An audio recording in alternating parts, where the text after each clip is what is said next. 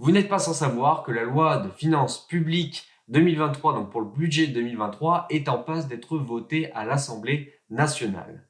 Pourquoi je vous fais cette vidéo alors que le test n'est pas encore passé? C'est parce que les premiers chiffres clés que vous procure d'ailleurs le dossier de presse que je vous mettrai en description de la vidéo, eh bien vous montrent que le résultat global conclut sur un moins 153,8 milliards d'euros initialement et même révisé à moins 172,6 milliards d'euros. Alors comment c'est possible qu'un tel chiffre soit validé pour le budget de 2023? Eh bien c'est tout l'objet de cette vidéo.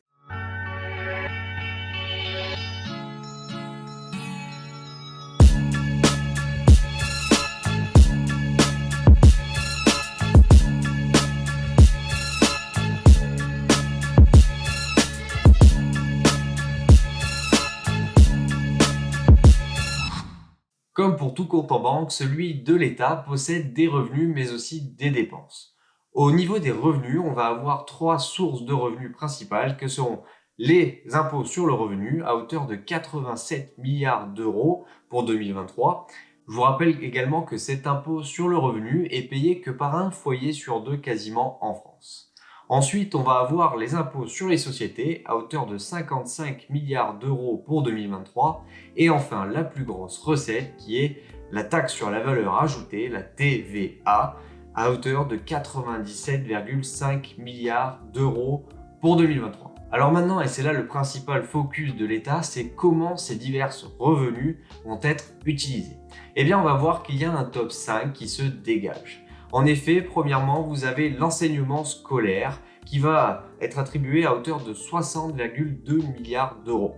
Ensuite, vous allez avoir l'engagement financier de l'État avec pareil 60,2 milliards d'euros dont le coût de la dette qui s'élève à environ 40 milliards d'euros d'intérêts de dette. Quand je parle de 40 milliards d'intérêts, les intérêts sont uniquement les intérêts des divers crédits que l'État a dû utiliser, a dû ouvrir pour couvrir l'ensemble de ses dépenses au fil des années. Si on parle en termes de dette seule, on arrive à une valeur de 2560 milliards d'euros de dette.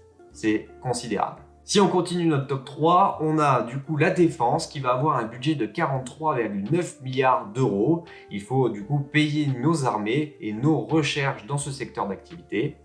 Ensuite, nous allons avoir la recherche et l'enseignement supérieur avec un budget de 30,6 milliards d'euros.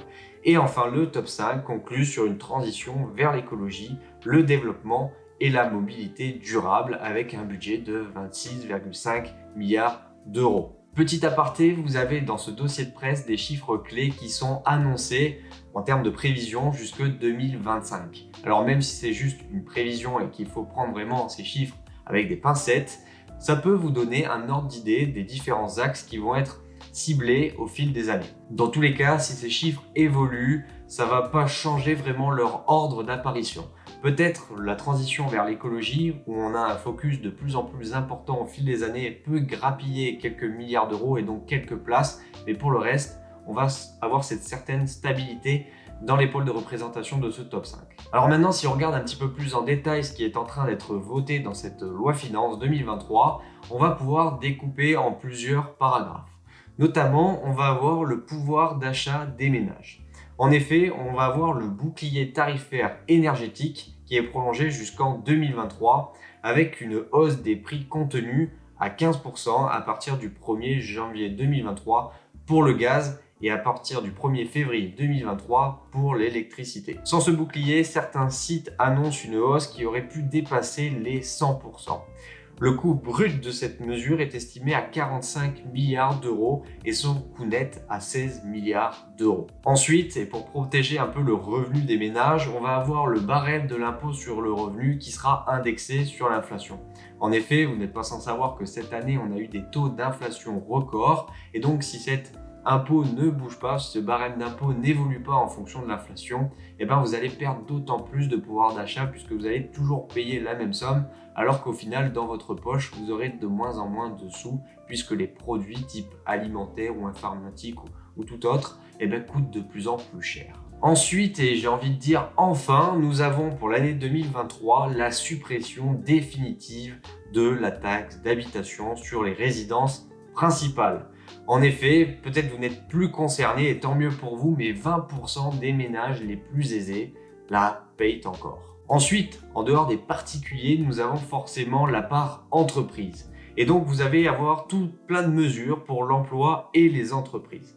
En effet, pour parvenir au plein emploi, c'est toujours la cible majeure pour les différents quinquennats, du boulot pour les particuliers.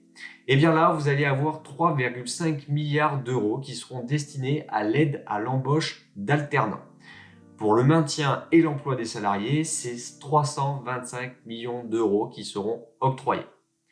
Ensuite, toujours pour les entreprises, la contribution sur la valeur ajoutée des entreprises, la CVAE, sera supprimée sur 2 ans, donc en 2023 et en 2024. Cette suppression d'impôts pour les sociétés, créée de base en 2010, sera du coup supprimée et visera justement à augmenter la compétitivité de nos entreprises françaises comparées à l'Europe ou au monde entier. Toujours pour combattre la flambée des prix de l'énergie, 3 milliards d'euros seront aussi prévus à destination des entreprises. Autre grosse part, je vous en parlais précédemment, et au fil des années, on va avoir une part majeure de plus en plus conséquente pour ça, ça va être la transition écologique. En effet, nous avons une poursuite de la rénovation énergétique des logements privés puisque 2,5 milliards d'euros seront octroyés pour les dispositifs MaPrimeRénov'-Sénérité et MaPrimeRénov'. Je vous le rappelle, si vous ne le savez pas, plusieurs aides sont là pour vous aider à la transition énergétique, notamment au niveau de votre bien immobilier, que ce soit votre résidence principale ou même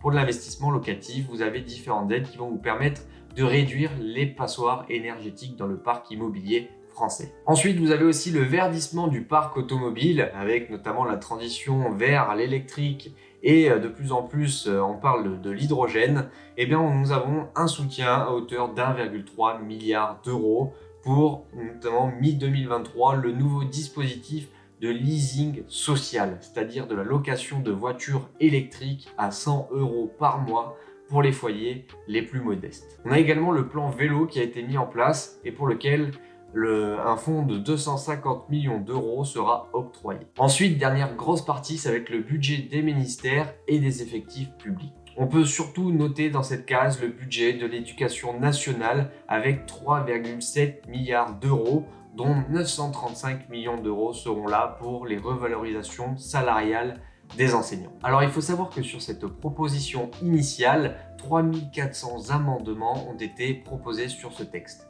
117, dont 23 du gouvernement, ont été acceptés et on va les voir ensemble. Du coup, sur les 94 amendements des parlementaires retenus, vous avez notamment la hausse du plafond du crédit d'impôt pour les frais de garde d'un enfant de moins de 6 ans qui est porté à 3 500 € contre 2 300 € aujourd'hui. Vous avez également l'extension de la demi-part fiscale supplémentaire à tous les veuves et veufs d'anciens combattants. Vous avez aussi la hausse de valeur des tickets restaurants à 13 € contre 11,84 € actuellement. Vous avez également la prolongation en 2023 de la TVA à 5,5% sur les masques chirurgicaux, puisque il faut savoir qu'il y a différents barèmes pour la TVA et donc là on est figé à 5,5%.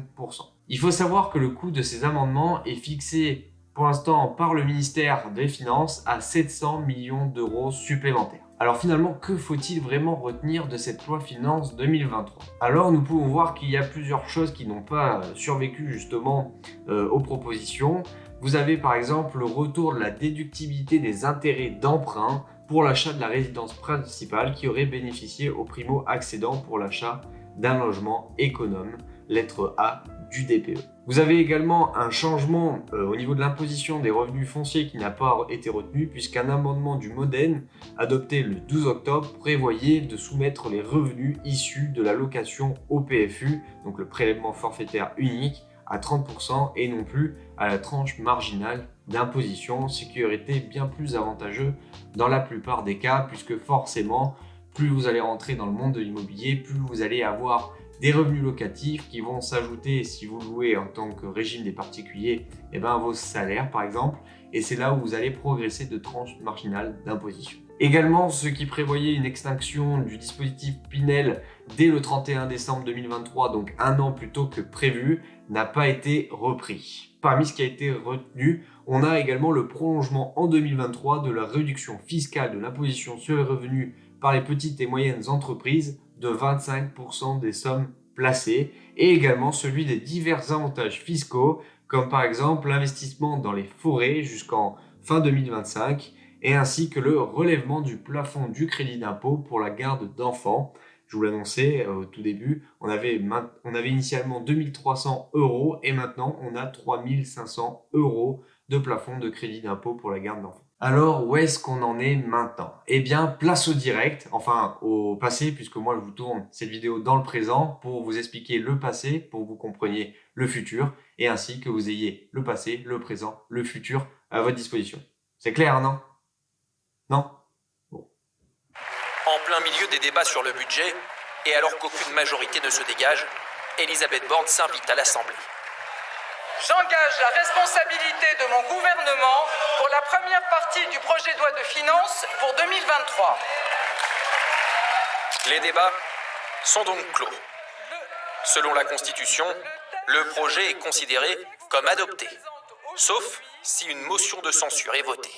Et oui, pour faire adopter cette partie recette sur la loi finance, la première ministre Elisabeth Borne a engagé la responsabilité du gouvernement avec l'article 49.3 de la Constitution pour faire passer en force le texte de loi présenté. Cette première partie sera donc adoptée sans vote, sauf si une ou plusieurs d'ailleurs motions de censure seront générées et donc pour lesquelles elles obtiendront plus de la moitié des voix, à savoir plus de 289 voix des députés. Dans ce cas, la loi sera donc rejetée et le gouvernement renversé.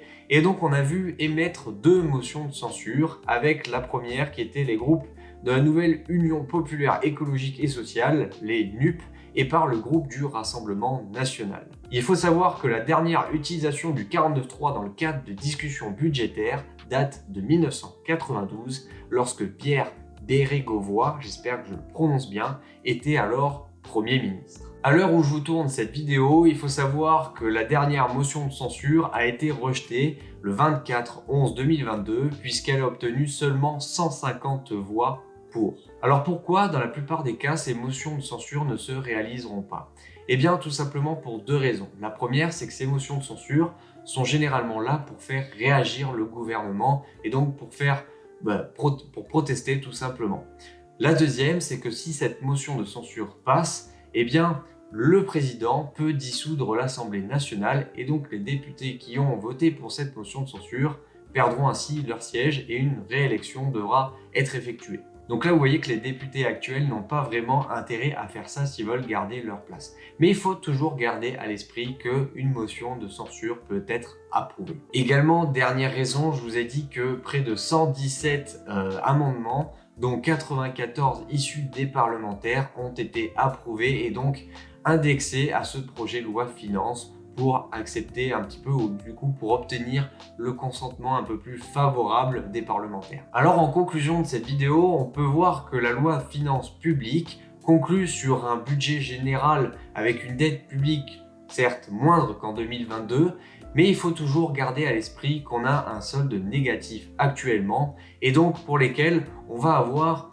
justement les prélèvements sociaux qu'il faut garder à l'esprit. Pourquoi? Puisque ces prélèvements sociaux à hauteur de 17,20%, qui sont généralement compris aussi dans le prélèvement forfaitaire unique, donc la flat tax de 30%, eh bien se découpent comme suit. Vous avez la contribution sociale générale, la CSG, à hauteur de 9,20%, et surtout la contribution au remboursement de la dette sociale CRDS à hauteur de 0,50%. Si la dette publique augmente, eh bien forcément le CRDS devrait suivre et donc vos investissements actuels et futurs en pâtiront certainement, donc il faut toujours le garder à l'esprit. Pour finir sur justement le découpage des prélèvements sociaux, vous voyez qu'il y a également le prélèvement de la solidarité à hauteur de 7,5% et donc vous avez un panier total de 17,20% de prélèvements sociaux. C'est en ça que le passé et le présent comptent énormément pour votre futur. En effet, si vous avez une dette publique qui impacte vos prélèvements sociaux, qui vont passer de 17,20% à 17,30, 17,40 ou même 18%, et donc un prélèvement forfaitaire unique qui englobe ces prélèvements sociaux, qui passe par exemple de 30% à 31, 32, 35, voire 40%, ça va impacter fortement vos investissements actuels et vos investissements futurs. Prenez tout de suite les bonnes décisions en anticipant un maximum les aléas de la vie courante, forcément, avec les guerres, le Covid, etc., mais aussi les décisions fiscales qui peuvent en découler. Prenez soin de vous et de vos investissements. C'était Mathias. Ciao, ciao.